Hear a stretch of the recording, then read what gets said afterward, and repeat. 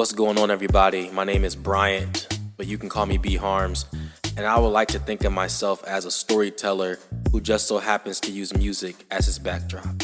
Be sure to follow me on Twitter, Instagram, and TikTok at the handle B_Harms93. Before I get too far into this, I would like to give a quick plug to my latest music video and single, Baghdad. Letting me come fly loosely. You prefer to guess to a solution. So I'm in love, back and forth, driving scars, too afraid to be in Baghdad. If you haven't checked it out already, just go on YouTube and search Baghdad and B Harms, and you should be able to watch the full-length video. It's a bop, it's a vibe, and I hope you enjoy it. So where do I begin telling this narrative of who I am?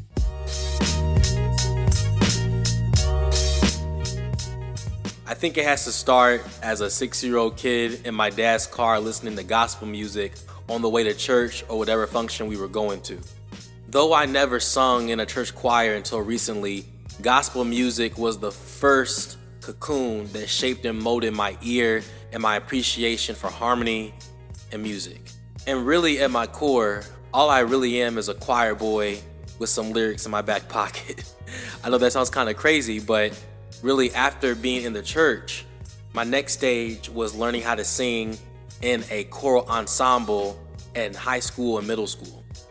And in high school, a man by the name of Michael Hummel, our director, really believed in me and challenged me to be pushed to the forefront and lead songs. And it was then where I discovered who I was as a lead vocalist, singing songs like Feeling Good by Michael Bublé and other choral arrangements, which really helped me discover who I was as a singer. Also, while in high school, I joined a group by the name of Nap City. And at that point, I wasn't really a writer. I guess they wanted me just to sing some hooks for them on some of their rap songs. And from there, I realized I love writing. I love being able to tell stories through my writing. And it was during that period of time that I learned how to put melody to words and learning song structure and knowing how to write a hook. And I was listening to Frank Ocean, Kanye West, Timberland, R. Kelly, some of the people who really inspired me in my writing and my artistry. And it was during those years that I took some beats from my friend Anthony Howard, who still makes music with me to this day, and I wrote 16 tracks that I put together and called my first ever project mixtape called Abstractions. And many of those same ideas are still prominent in my music to this day. So that's why I will never forget that project, and I think that it holds a special place in my heart because I look back to it still as a 26-year-old about to be 27 and think, wow, at 18 I really was laying the foundation of who I really wanted to be. So after Abstractions was released, I went off to college, and in Indiana State I was passing my CDs of Abstractions out to everybody that would be interested. I was still fully invested in being an artist, but I knew that I needed to make money and have a career on the side too, and I thought that was going to be medical school.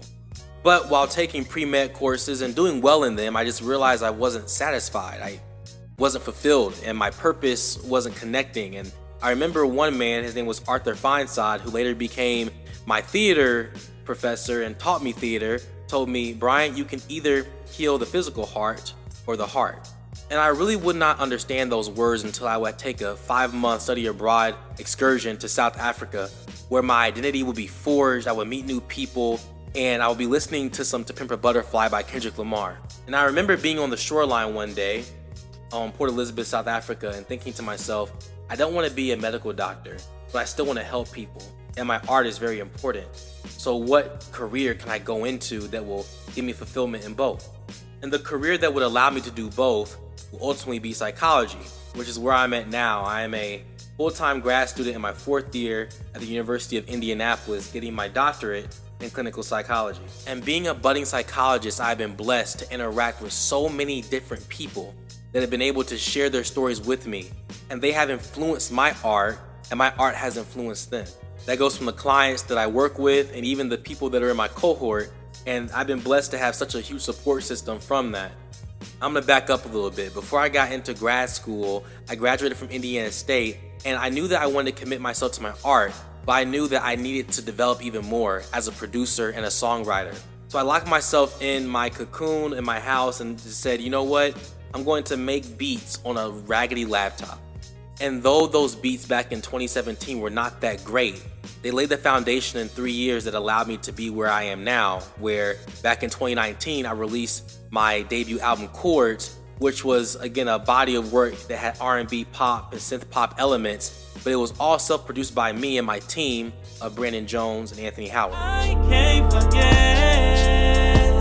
how you wrapped your arms around me, said you understood when no one else would. That's why I just feel elated with you.